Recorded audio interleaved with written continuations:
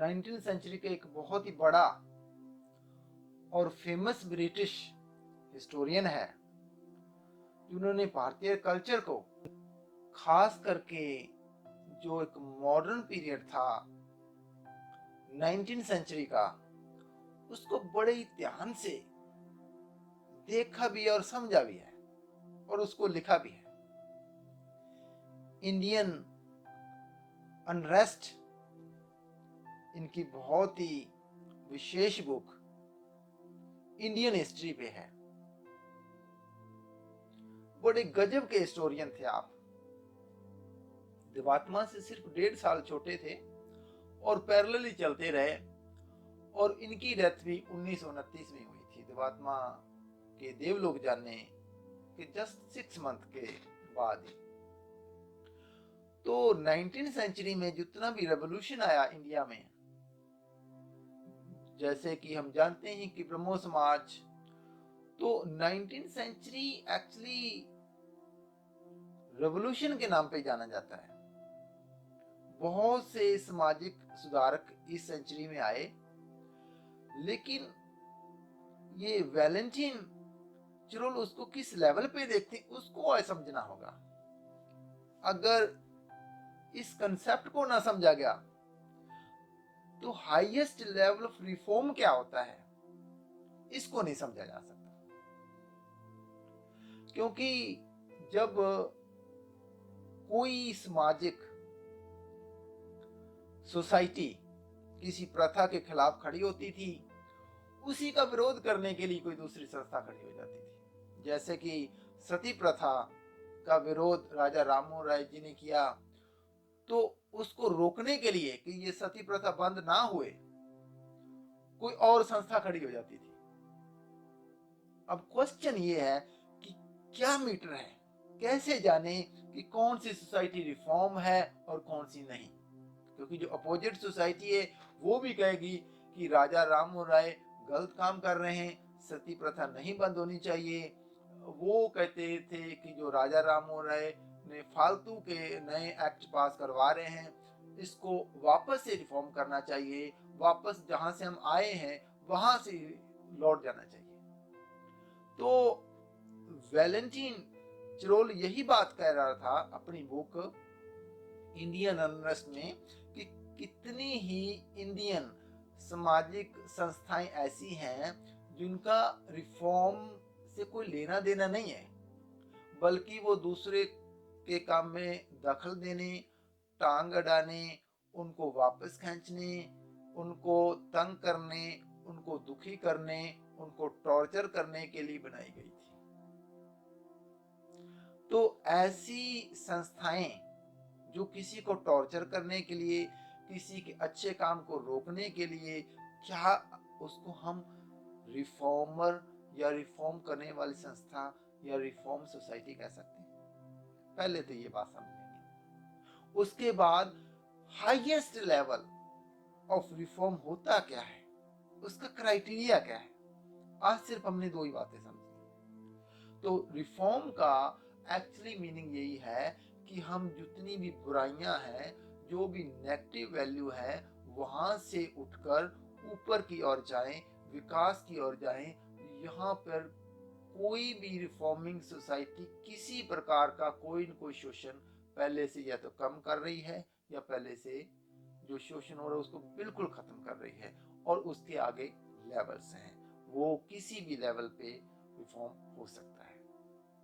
तो आगे आने वाले एक जो इम्पोर्टेंट क्वेश्चंस हैं कि क्या ये रिफॉर्म पर्सन टू पर्सन होता है या पर्सन टू इंस्टीट्यूशन लेवल पे होता है।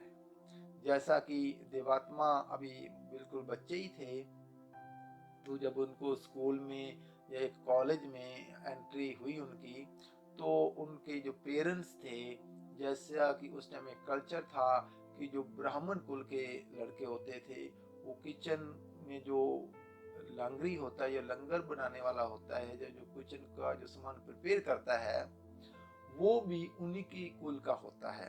तो देवात्मा ने इसका उसी टाइम खंडन किया था कि ये जाति पात बिल्कुल गलत है। हालांकि उस टाइम वो बचपन था वो कोई बहुत मेच्योरिटी के लेवल पे नहीं थे, लेकिन उनका जो स्वभाव था वो शुरू से ही सामाजिक सुधार के कैटेगरी में आता है। और जैसे कि अभी बच्चे ही थे तब उनको स्कूल में किसी ने यही कहा कि जेवर नहीं पहनने चाहिए लड़कों को। तो उस टाइम ये बड़ा ट्रेडिशन था, और ये ट्रेडिशन इस तरह था कि अपनी कुल को दर्शाने के लिए और अपनी एक रिचनेस को शो करने के लिए लड़के भी जेवर पहनते थे। तो देवात्मा ने छोड़ दिया। क्या इसका नाम कोई रिफॉर्म सोसाइटी है, या इसको भी एक रिफॉर्म की कैटेगरी में डाल सकते हैं? तो जनरली हम रिफॉर्म पर्सन टू पर्सन नहीं मानते। जैसा कि देवात्मा को पता लगा कि लड़कों को तो पढ़ना ही चाहिए, साथ में लड़कियों को भी पढ़ना चाहिए। तो देवात्मा अभी बिल्कुल बचपन के लेवल से ही गुजर रहे थे। तो जब उन्होंने देखा कि उन्होंने सिर्फ अपनी वाइफ को ही नहीं पढ़ाया, उनको हिंदी नहीं सिखाई बल्कि बंगला लैंग्वेज भी सिखाई, और साथ में अपनी भतीजी और एक अपनी भावजा को भी पढ़ाने में उनकी मदद की। तो ये भी बातें मतलब रिफॉर्म की सोसाइटी में आएंगी।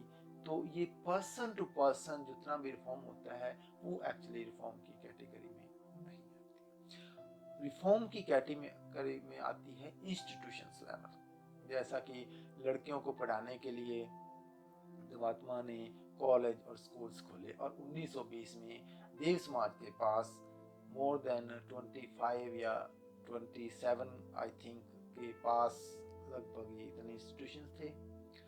तो जैसा कि राजा राममोहन राय ने भी ऐसे ही किया कि जब उसकी भावजा को आग में जलाने की कोशिश की गई, तो उसका पर्पज अपनी भाभी को अगर बचाना होता तो ये भी रिफॉर्म की कैटेगरी में नहीं आता। जब उसने कसम खाई कि मैं इस प्रथा को ही खत्म करके रहूंगा एट एनी कॉस्ट।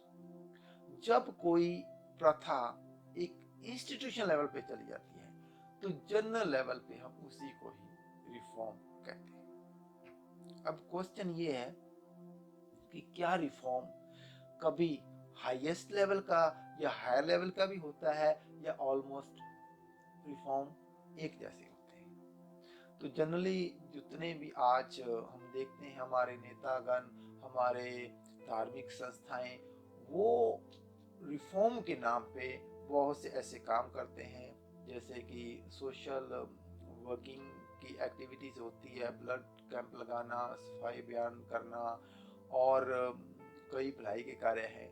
तो क्या ये एक रिफॉर्मिंग एक्टिविटीज को कह सकते हैं? तो इसका आंसर है नो। ये बिल्कुल रिफॉर्मिंग कैटेगरी में नहीं आती, क्योंकि इनका पर्पस या तो अपनी संस्थाओं को बाकियों से बेटर बनाना है या कुछ और होता है। इनका पर्पस कोई सामाजिक भलाई का काम नहीं होता, क्योंकि जितने भी ट्रीज लगाते हैं अगर वो एक्चुअल में होता तो अभी तक तो बहुत से ट्रीज सेव हो जाने चाहिए थे। तो अभी क्वेश्चन ये है, भले इनका मकसद क्या हो, लेकिन इनकी एक्टिविटी से कुछ न कुछ बेहतरी आती है, लेकिन वो रिफॉर्म कभी भी हायर या हाईएस्ट लेवल का रिफॉर्म नहीं हो सकता। यानी कि हर एक अच्छा एक्शन, एवरी गुड एक्शन, वो रिफॉर्म का पार्ट हो भी सकता है, नहीं भी हो सकता।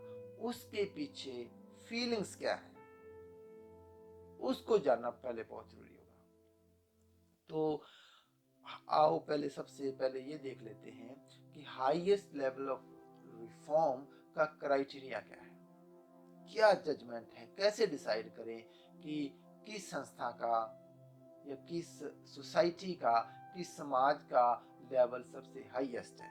अगर हम ये कह रहे हैं कि देव समाज is the highest level of reforming society, तो इसके पीछे रीजंस क्या है, कारण क्या है? वैसे तो हर एक संस्था ही ऐसा मान रही है कि हमारा जो रिफॉर्मिंग एक्टिविटी है बाकियों से बेटर है। तो क्राइटेरिया क्या है? जैसे कि वैलेंटाइन चिरोल कह रहे थे कि कितनी संस्थाएं वो दूसरों को टॉर्चर करने के लिए अपोजिट खड़ी हो जाती हैं, उनका रिफॉर्मिंग से कोई लेना देना नहीं। तो इतने बड़े हिस्टोरियन अगर ये अपने इंडियन अनरेस्ट में बात लिख रहे हैं, और लिखी भी कब, 1910 में, जब देवशास्त्र भी पब्लिश हो चुका था, तो कहीं न कहीं इनकी आँख सारे के सारे इंडियन जितने भी सोशल वर्किंग सोसाइटीज़ थी उस पे बड़े ध्यान से इन्होंने देखा और इनको लिखा। अभी क्राइटेरिया ये है कि पहली बात, जो भी रिफॉर्मिंग सोसाइटी होगी वो उसका जो लेवल है समाज में बेहतरी तो सभी लाएंगे, और हमें दिखेगा भी। कितनों ने ही तो यही कहा है कि हमें जो पुरानी वैल्यूज हैं उसकी तरफ वापस मुड़ना होगा, या कुछ अलग अलग भारतीय समाज सुधारकों ने कुछ अलग अलग नारे लगाए हैं, लेकिन क्या वो रिफॉर्मिंग हाईएस्ट लेवल पे थी या हायर लेवल पे थी, उसके क्राइटेरिया को जब तक नहीं समझते तब तक ये हाईएस्ट लेवल ऑफ रिफॉर्म हमें समझ नहीं आएगा। तो पहला क्राइटेरिया है कि साइंटिफिक मेथड से वो गुजरना होगा उस रिफॉर्मिंग एक्टिविटीज को, कि वो कितनी साइंटिफिक है। कहीं वो मिथ्या तो नहीं फैला रहे, कहीं वो अपनी धार्मिक संस्था के जो असूल हैं कहीं उसी को बेटर बनाने के लिए तो नहीं कोई एक्टिविटीज की जा रही। पहला मीटर तो यही होगा।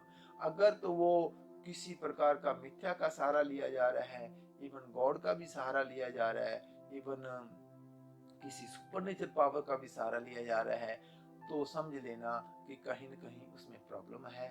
जब तक किसी भी रिफॉर्मिंग सोसाइटी का बेस साइंस नहीं है, साइंटिफिक मेथड नहीं है, साइंटिफिक टेम्पर नहीं है, तब तक कोई भी रिफॉर्मिंग सोसाइटी हाईएस्ट लेवल पे नहीं पहुंच सकती। दूसरी बात है उसका जो पर्पस होगा, the purpose of the reforming society is just only go through the direction of nature.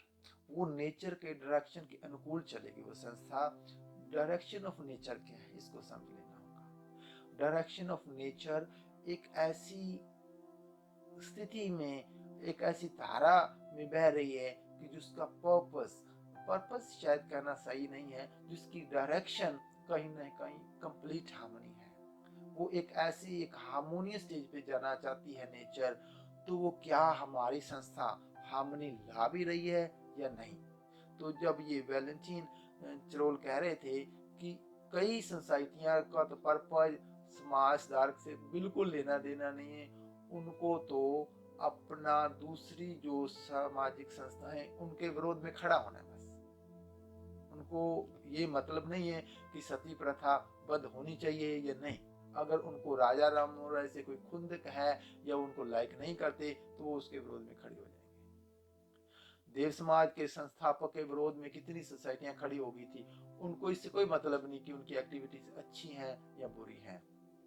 तो अगर हम इतिहास पढ़ें तो इवन मुगल काल से ही अगर हम इतिहास को बड़ा गहन वे से समझें तो जितने भी मुगल साम्राज्य काल में या मुगल एम्पायर में हिंदू कन्वर्ट हुए थे इस्लामिक फिलॉसफी में या इस्लाम में कन्वर्ट हुए थे, तो मंदिर जिन्होंने तोड़े वो कोई मुसलमान एक्चुअल में नहीं थे।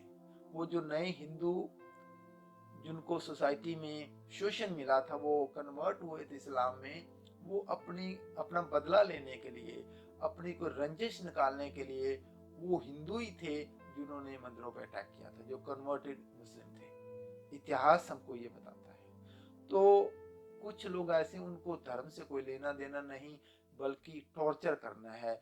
जब किसी को कोई हक नहीं मिलता या किसी को उस समाज से निकाल दिया जाता है तो लोगों ने अपनी संस्थाएं खोली और उनका पर्पज दूसरों को टॉर्चर करना था, ना कि कोई रिफॉर्मिंग सोसाइटी का फाउंड करना था या उसका फाउंडर बनना था। तो ये इतिहास हमारा सारा पढ़ा है, भले वो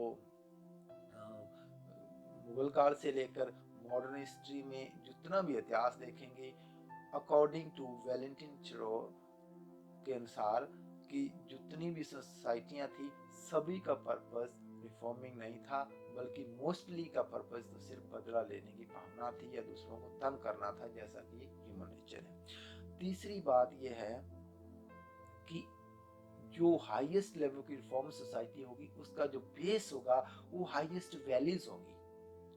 देवात्मा को जब हम यूनिक या एक विशेष या अद्वितीय सोशल रिफॉर्मर कहते हैं, तो उसका पर्पज सिर्फ इतना ही नहीं है कि उन्होंने 27 के आसपास 1920 में इंस्टीट्यूशंस खोल दिए थे और उनका पर्पज यही था कि बिना शिक्षा के ना तो हम लेडीज की जो प्रॉब्लम्स हैं उनको सॉल्व कर सकते हैं, ना ही मेल जो डोमिनेटेड सोसाइटी है उसको खत्म किया जा सकता है।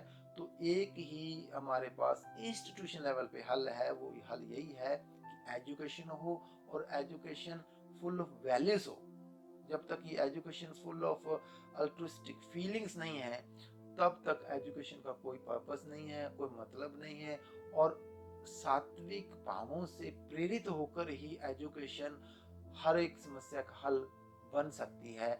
और लेकिन मेल डोमिनेटेड सोसाइटी को खत्म करना है तो उसके लिए एजुकेशन जरूरी थी, लेकिन एजुकेशन के लिए भी सात्विक भाव बीच में जरूरी थे। और देव समाज ने बहुत प्रयास किया कि जितनी भी प्राचीन वो सामाजिक बुराइयां थी उसका भी विरोध किया, करंट का भी किया, और फ्यूचर में भी जितनी बुराइयां आएंगी उसका भी विरोध करेगी।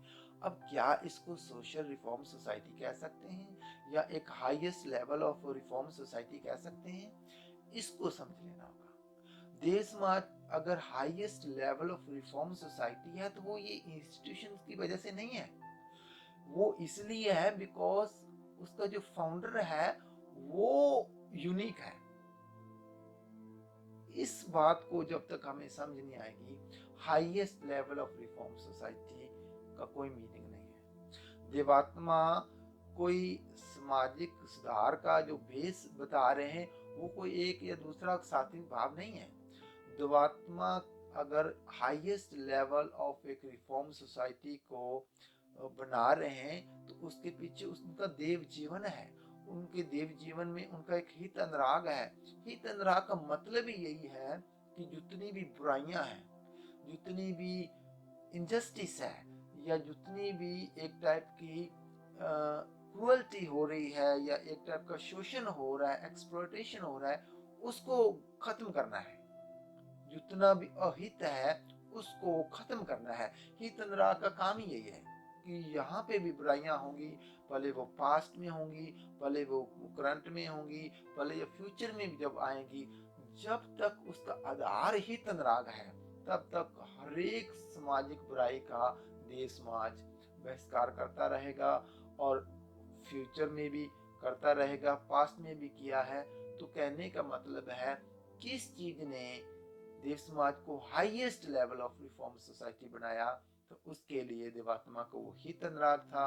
और दूसरी बात है, हित अनुराग के बाद आता सत अनुराग, क्योंकि सामाजिक बुराई सिर्फ अहित से नहीं आती, उसका जो बेस है वो झूठ भी है, असत्य भी है। उसका बेस सिर्फ शोषण ही नहीं है बल्कि एक प्रकार की हिपोक्रेसी भी है। जब तक सतनुराग एक्चुअल में क्या है, वो सतनुरागी जो होगा वो हित अनुरागी भी होगा, लेकिन हित अनुराग जरूरी नहीं कि सतनुरागी होगा। तो कहने का मतलब यही है कि जो भी highest level of reform society होगी उसका बेस अगर तो हाईएस्ट वैल्यूज हैं, यानी कि हित अनुराग है और सत अनुराग है, तभी वो हाईएस्ट लेवल पे पहुंचेगी, वरना वो नहीं पहुंचेगी। तो मैं आशा करता हूं कि आज हमने यही समझा है कि highest level of reform society 3 उसके क्राइटेरिया हैं। पहला है कि वो साइंटिफिक मेथड से गुजरेगी, उसकी जितनी भी शिक्षा है, फिलॉसफी है। दूसरी है कि वो नेचर की जो डायरेक्शन है उसको फुलफिल करेगी, वो कंप्लीट हार्मनी की तरफ बहेगी। वो हार्मनी ह्यूमन स्पीशीज में, एनिमल में, प्लांट वर्ल्ड में और फिजिकल वर्ल्ड में, चारों जगतों के प्रति होगी। और तीसरी बात है वो हाईएस्ट वैल्यूज के ऊपर बेस्ड होगी। Thank you very much.